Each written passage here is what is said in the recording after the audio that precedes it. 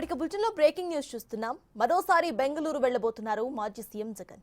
వినుకొండలో హత్య జరగడంతో హుటాహుటిన బెంగళూరు నుండి అమరావతికి వచ్చిన జగన్ ఈ రోజు సాయంత్రం 4 గంటలకు ప్రత్యేక విమానంలో సతీమణి భారతితో కలిసి బెంగళూరుకు వెళ్లబోతున్నారు. వారం రోజుల పాటు బెంగళూరులోనే ఉండబోతున్నట్లుగా సమాచారం.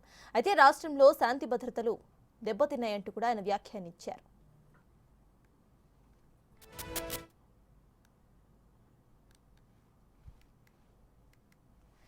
ఇదే విషయంపై పూర్తి డీటెయిల్స్ ను మా ప్రతినిధి శివ అందిస్తారు. శివ, చెప్పండి, ఇటు వైఎస్ జగన్ బెంగళూరుకు తిరిగి వెళ్తున్నట్టు తెలుస్తోంది. ప్రెసెంట్ అప్డేట్స్ ఏంటి?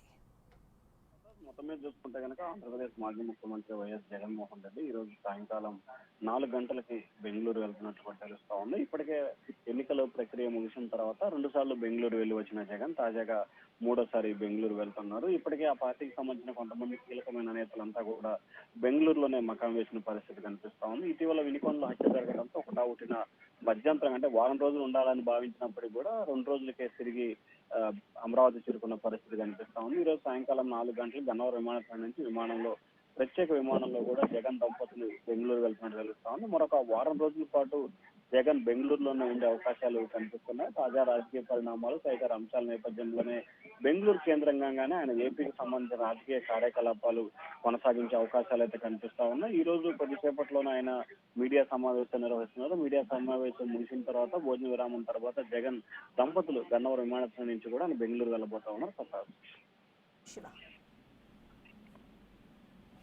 Right, thank you Shiva.